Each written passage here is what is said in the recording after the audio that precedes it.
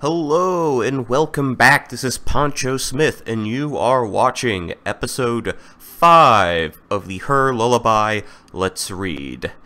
Now, we're going to attempt to get into the end game here, which will require us to do two things. I'm going to knock out the first one real quick, and this involves getting an ending that we have not yet seen. So let's go ahead, do this by waking up. A lot of the dialogue is the same, so I'm just going to blow through that until we get to the actual ending. So let's assess the surrounding area, and look at our knife. Throw the knife away. Tell the truth about our name. Disclose that we do in fact have a cell phone. Open our bag. But let's not do it. I paused. I looked at Toko, struggling weakly. This isn't right.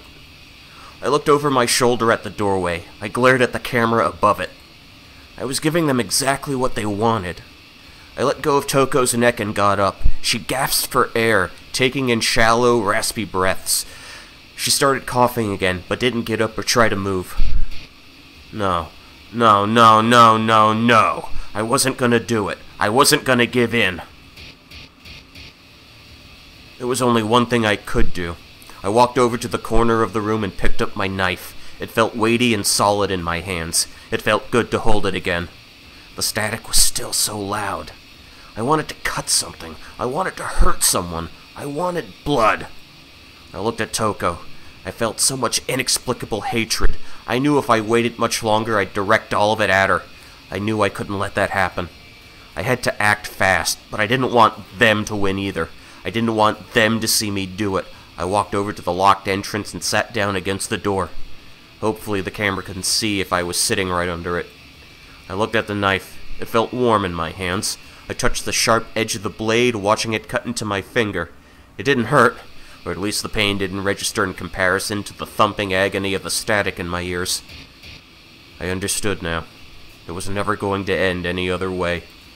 I closed my eyes. With as much force as I could muster, I lifted the knife and plunged it into my chest.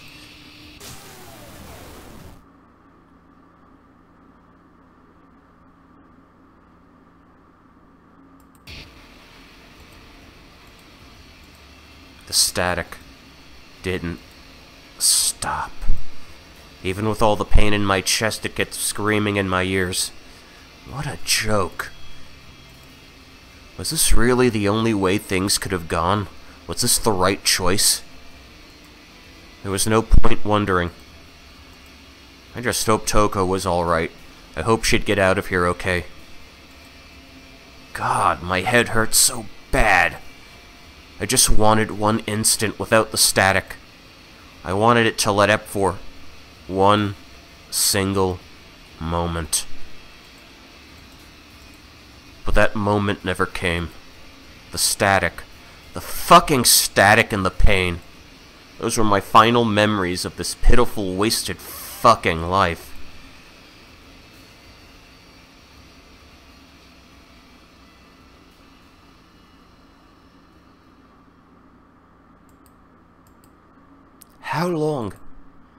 How long had it been? My sinuses were still so congested I could barely breathe. My eyes stung like hell. I kept them shut for several minutes, waiting for the pain to calm down. When I finally managed to peel them open for a few seconds, all I saw was her. Or more accurately, what used to be her. I slammed my eyes shut, but her vivid image plastered itself on the back of my eyelids. I saw Sal laid up against the door, confining the two of us here. I saw the knife plunged into her chest.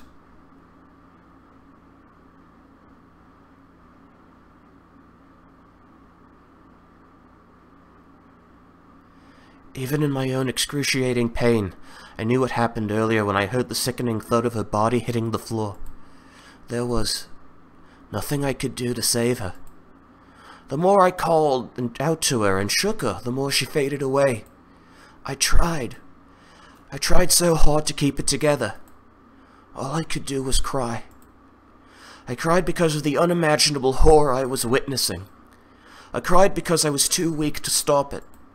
I cried because now I was all alone. Why? Why did you leave me here? Isn't there some way we could have gotten out of this together? I just can't. I just can't do this on my own. I'm not like you. I'm not strong enough to do it myself. I looked down at the knife I held in my hand. When Sal had finally passed, I made my way to the corner where we'd discarded the blades previously, trying to resolve myself the same horrific fate. But no matter how much I steeled myself, no matter how many times I held the blade across my throat or readied myself to shove it straight into my heart, survival instinct always stopped me at the last second. What made it so easy for you? In my heart, I wanted to believe I knew why she did it. Something still made me want her to kill me. I knew that because a part of me still felt the same way about her. To avoid that, she did the only thing she thought she could. A selfish part of me wanted to believe she did it to protect me. But maybe, just like me, she wanted the thoughts and the noise to stop, no matter the cost. Those thoughts and sounds were all gone now, but I felt no peace. All I could do now was huddle against the cold wall, bury my head into my knees, and cry. Please. My voice was barely even a whisper at this point from all my screaming and crying. Please, whoever you are, let me go. Why would pleading work now? We were never put here to make nice and ask politely to be set free. This place was only for torment and suffering. This place was death. And I still called out. Please. Please. Please. Please. Kill me. No sooner had my pitiful, pathetic whines escaped my lips than I heard a metal click and a snow creaking noise from the other side of the room. Slowly, the door that Sal and I couldn't find any way to unlock swung open. Sal's lifeless body fell backward after losing support and made another sickening thud on the floor. My stomach churned at the sound. A figure emerged from the darkness behind the door. I was in too much shock to notice at first much other than the plain blue jeans and fairly ordinary pair of sneakers. I choked back my tears and slowly looked further up this mysterious figure that made their way in. It was a familiar face. Anything familiar in this god-awful place would be a godsend, but this was much more important. Instinctively, I sprang to my feet and rushed toward her, but my sprint didn't last long.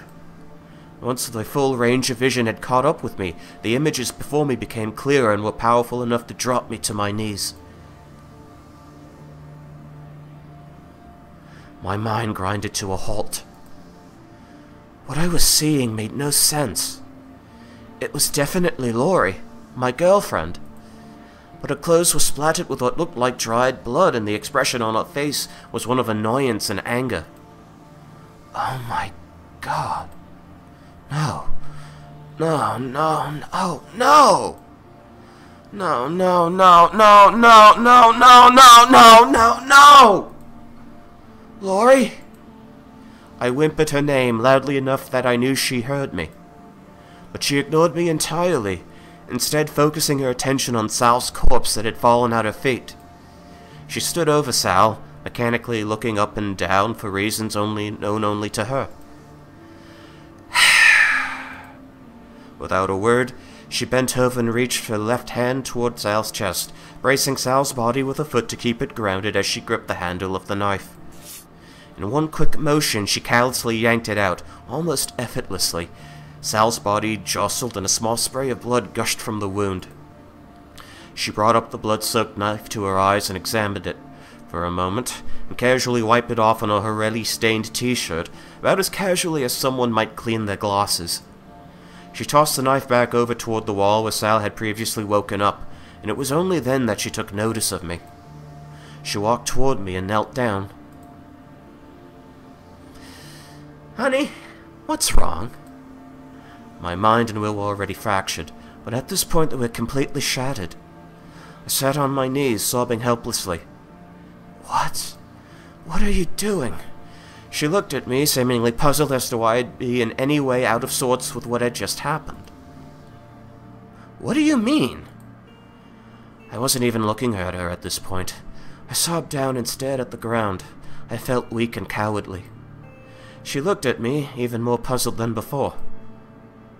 I'm doing what we're supposed to be doing. What? Toko, you just don't understand right now because you're not free anymore. Your inhibitions are holding you back right now, but earlier... The look in your eyes. Oh my God, it was... Stop! What are you even saying? You always were slow to understand, but it's really simple. She cut my face in her hands and forced my gaze into her. Her saccharine smile was the second most horrible thing I'd seen since this all started. I felt so sick. I just wanted to puke. I want to see you at your most beautiful. She leaned in and softly kissed my lips. It was only on instinct that I kissed her back, and the moment I did, I felt repulsed by both her and myself. It's natural to want to see the ones you love at their most beautiful, isn't it? And my magical place is gonna help get you there. I just couldn't follow any longer. She may as well have been speaking a foreign language. Her disjointed sounds didn't even register as words to me, like I needed a handbook to decipher them. Lori, please. Kill me. I'm begging you. Please kill me. I can't stand this anymore. I just sobbed. I was a pathetic mess, pleading from the end to someone who didn't even seem to understand me. Now, sweetie. There. She pulled me into a firm embrace, one I would have fully welcomed given any other circumstance. I wanted to resist. I wanted nothing more than to push her away. I just couldn't. I was petrified, mortified. I'm not strong. I'm just so weak. Why? Why was this happening? The tears streamed from my eyes, unmitigated by all my efforts to try and be strong. Why? Why can't this all just be a lie or a nightmare I'll wake up from? Why can't I just wake up with you like we always have? To feel the soft caress of your fingers running down my face as you kissed me good morning. Why? Why?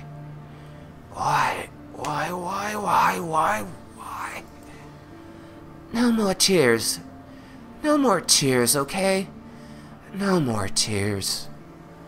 She kept repeating those words as if she really believed they were comforting me, comforting to me, using her hand to rest my head on her shoulder, softly stroking my hair underneath my hood. There's no more reason to cry. These things just happen this way sometimes, okay? What on earth was she even about at this point? All we have to do is just try again.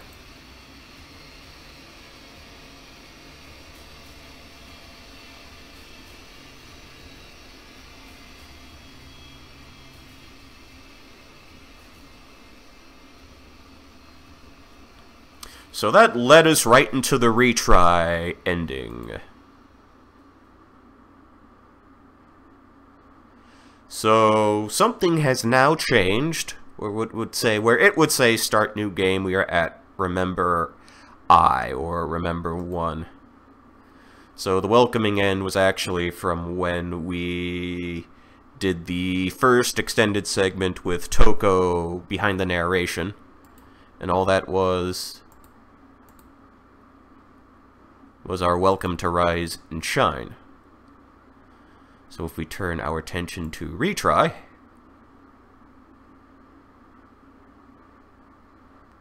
I kind of like the other one. Oh well.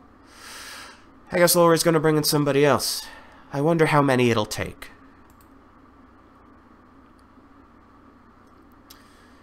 So let's go back to the main menu, and as promised, let's just dive right into Remember. And I think we get a different perspective on events here. Maybe. Humans are wretched creatures. The more of them I meet, the more I'm convinced of the fact. Our capacity for evil is simply unmatched. A dog can't be evil, not in the way a human can. Even if a dog bites down on a cat's neck and shakes it until it stops moving, it's not the same. The dog doesn't comprehend that the cat has its own interior existence. The dog doesn't know that it's snuffing out the cat's life, its consciousness, its future.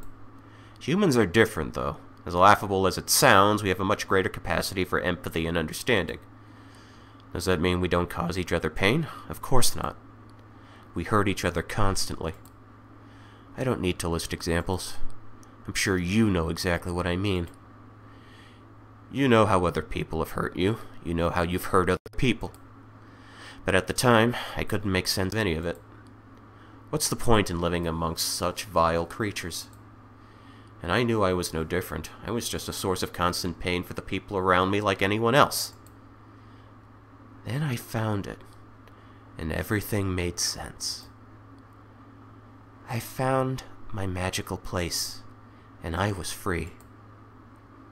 Okay, so I think we are behind Lori now, so I'm going to try to be a bit more consistent with my approach here. I tell you the girl's name, but it doesn't actually matter. All that matters is what she inadvertently taught me about being human.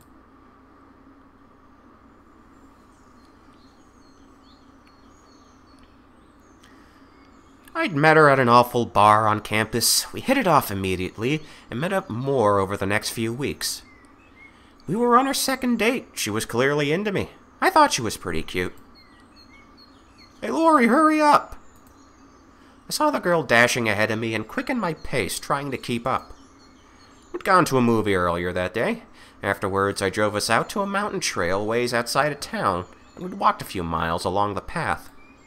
We were up on the side of the mountain and could see a ways over the trees down below. Then she grabbed my hand, lifted it up, pointing out over the trees. Hey, Lori, do you see that? I looked and could barely make out a small building buried in the valley trees, about a half-mile away. It looked like some kind of warehouse. Let's check it out. I figured she just wanted a private place to bone, so I went along with it.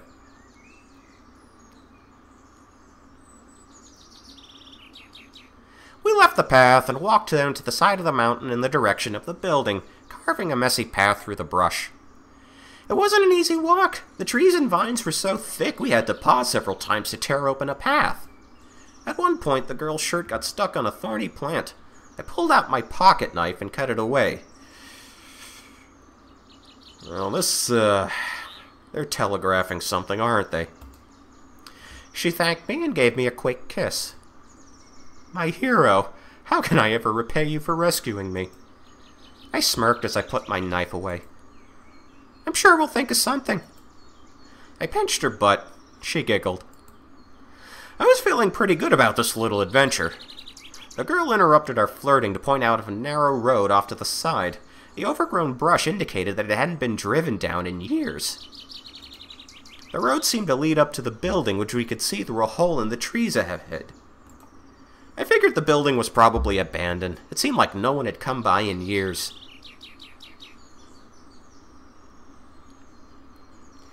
We finished clambering through the brambles and finally reached the building. It looked like some kind of warehouse. On the front of it was a large metal door with a padlock. The girl didn't waste a moment picking up a piece of scrap metal on the ground and smashing it against the lock. After a few tries, it broke off the door cleanly. She slid it open and walked in, holding the scrap close to her. Without a word, of course, we'll follow her.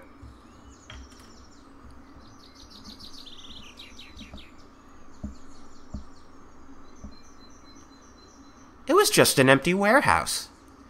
It was easy to see. Sunlight streamed through several windows in the ceiling. The floor was cracked concrete. In a few sunny spots, grass poked up through the floor. I felt a vague dread. Not about the trespassing or the breaking and entering. That didn't bother me in the slightest. It was something else. The girl felt the same way, even though she pretended otherwise. Something about this place felt off. It didn't stop her from flirting, though. Come on, hero, let's see if there's a nice spot around here for me to repay you for your gallant rescue earlier. I smirked again. She was really cute. I helped her poke around the warehouse. We found some construction equipment, some more scrap metal, some lumber, and a whole lot of sawdust. So basically nothing interesting whatsoever. The room's only noteworthy feature was a staircase in the corner leading down under the floor. The girl looked a little perturbed as she dragged me towards it. Come on, let's take a look.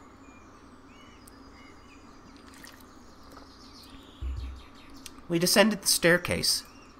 Concrete walls were on either side of the steps and the passage was pretty narrow. The stairs ended about 20 feet underground and led directly to a single door. It was locked from our side by a thick latch. Hey, let's open it up then, right, Ori? I nodded. Well, we've come this far. She tried to smile. It looked more like a wince. Yeah, might as well go all the way with it. The dread I'd felt earlier was intensifying into a physical aching in my head. It felt like someone was grinding sandpaper against the inside of my skull. I looked toward the girl, still clutching her hunk of scrap metal. She clearly wasn't feeling great about this either.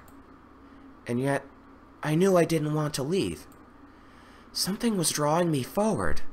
I knew that whatever was happening here, I wanted to see it through. I reached into my pocket and felt the knife. She unlatched the door. With some effort, she pulled it open, breaking away a decade of rust around the frame. There was a room inside, but it was too dark to see anything. She took out her phone, flicked on the flashlight, and walked inside hesitantly. Without a word. Okay. The room was completely dark. After entering, I stupidly turned around and shut the door behind me. There wasn't any reason to do so. Maybe it was just a manners thing. Were you raised in a barn and all that? The girl turned around. She looked furious, lit only by the glow of her phone's light. She stormed up the door and opened it. You idiot! What if it had locked behind us? She blinked. Sorry. I don't know why I snapped there. I replied quickly and apologetically. No, it's my bad. I shouldn't have shut the door. You were right. She shuffled awkwardly for a moment, embarrassed about her outburst. Then she started looking around the small room. I pulled out my phone and flipped on the flashlight so I could join her. I found an old oil lamp stacked on a box. I wondered to myself if it still worked. I struck a match.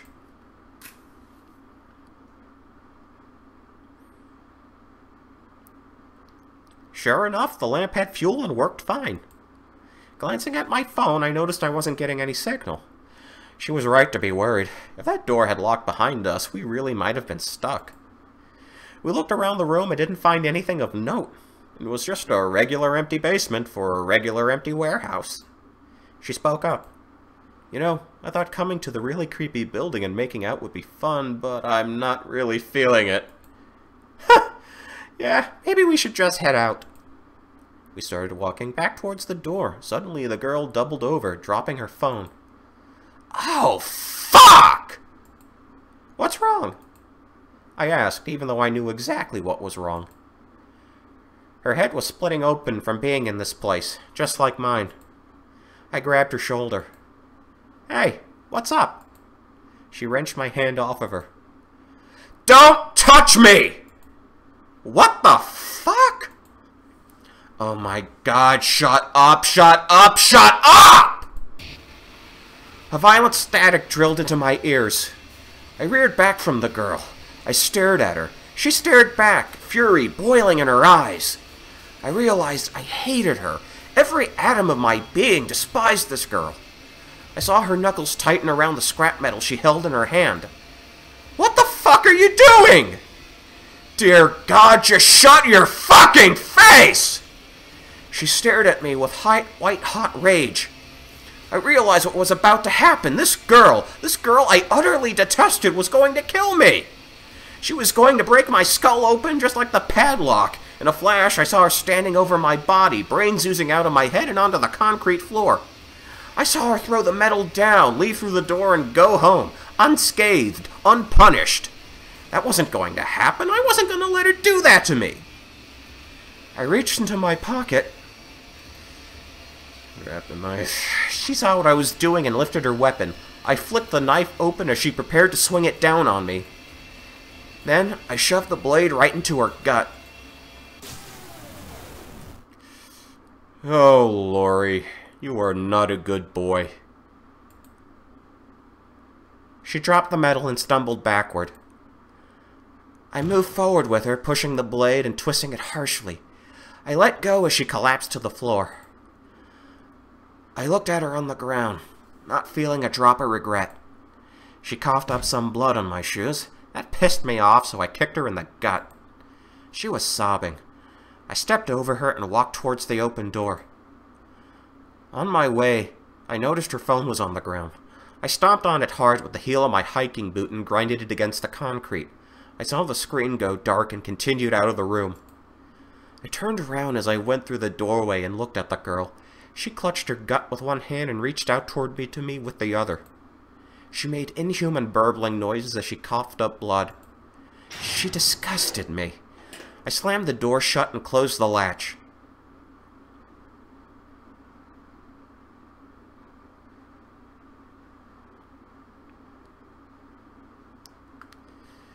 Alright. So that's going to do it for the story for now, because that probably ran a little long.